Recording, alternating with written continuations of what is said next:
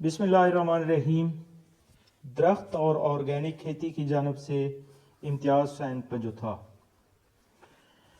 आज जिस दरख्त के मुतलिक मैं आपको बताना चाह रहा हूँ उसका नाम है ऊद। एन वाओ दाल, ऊद। इसको अगर भी बोला जाता है।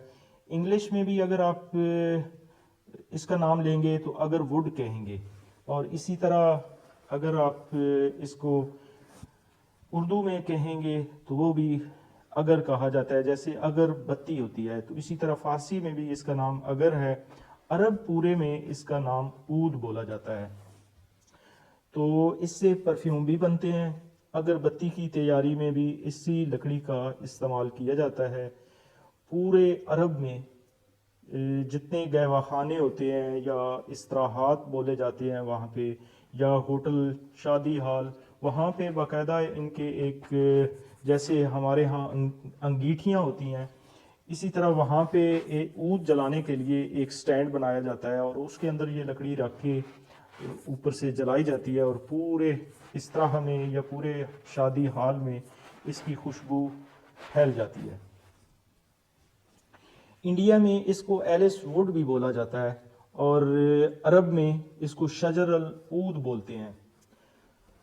तो इसके अलावा इसकी मार्केट ज़्यादातर कौन सी जगह पे है ये भी मैं इसी मैसेज में बताऊंगा। इसके अलावा इसकी तारीख भी बताऊंगा कि ये कहाँ से और किस दौर से ये लकड़ी जो है ऊद की या अगर की लकड़ी जो है ये चल रही है, और इसके अलावा इसमें क्या क्या बीमारियां होती हैं और ये कितने साल में तैयार होता है, इससे क्या कुछ बनाया जाता है और कौन से मौसम में इसको काश्त किया जाता है, ये सारी तफसील बताऊंगा इंशाल्लाह।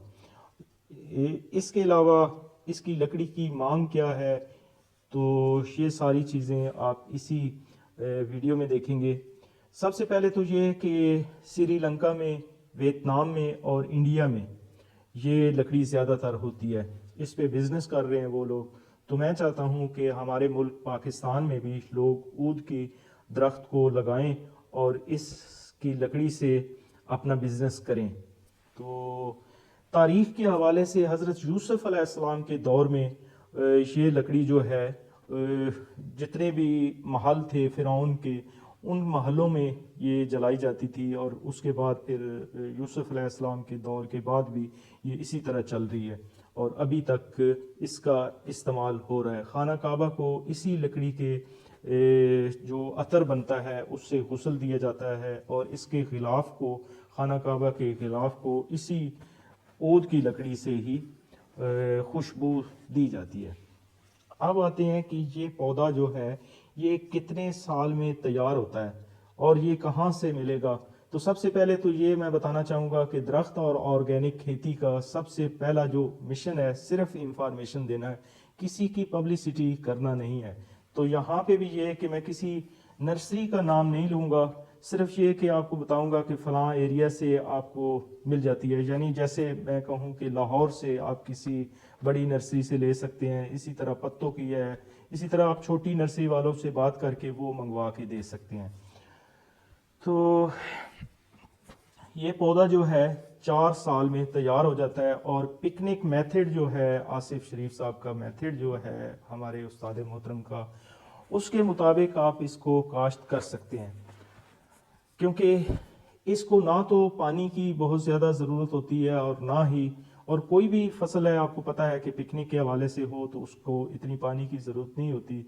इसी तरह इसको किसी किस्म की कोई खाद की ज़रूरत नहीं होती, और इसको एक सिर्फ बीमारी इसकी लकड़ी को लगती है, फफूंदी। तो जब आप पिकनिक पे शिफ्ट हो जाएंगे तो मेरे ख्याल है कि वो भी नहीं लगेगी। और एक जुगाड़ भी मैं बताता हूँ कि अगर आप इसके दरख्त के कुछ हिस्सों में लोहे का कील ठोंस देंगे तो फिर फफूंदी नहीं लगेगी। तो इसके अलावा फूल से अतर तैयार होता है।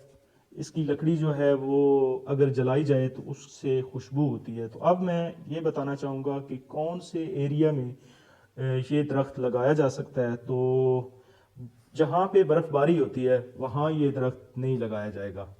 ये दरख्त उन जगहों पे लगाया जाएगा कि जहाँ पे 4 डिग्री से नीचे टेम्परेचर ना जाता हो। पंजाब पूरा, सिंध पूरा, بلوچستان اور سرحد میں KPK میں، لیکن برف باری کے ایریا میں یہ نہیں لگایا جائے گا، دھوپ کو یہ پسند کرتا ہے۔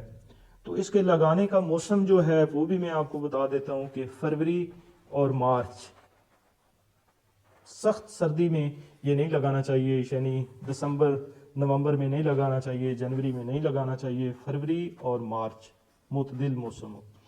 تو اس کے بعد جو لاسٹ میں بتانا چاہوں گا کہ اس کی قیمت کیا ہوگی، تو نہ میں نے ابھی خود لگایا ہے، یہ میرے پاس ایک انفارمیشن ہے اور انفارمیشن آپ لوگوں تک شیئر کرنا چاہتا ہوں تاکہ جو میرے دوست پکنک میتھڈ کے ساتھ چل رہے ہیں تو ان کے لیے ایک بزنس پوائنٹ آف ویو سے یہ ایک درخت بتانا چاہ رہا ہوں۔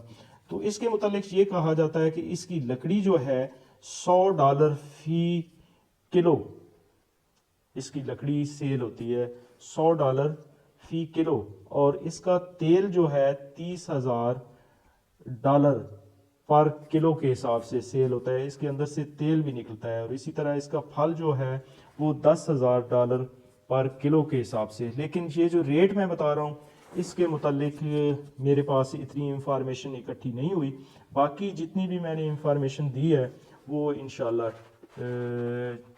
جیسے میں بتا رہا ہوں بالکل ایسے ہی ہے، ریٹ جو ہے وہ کم زیادہ ہو سکتے ہیں۔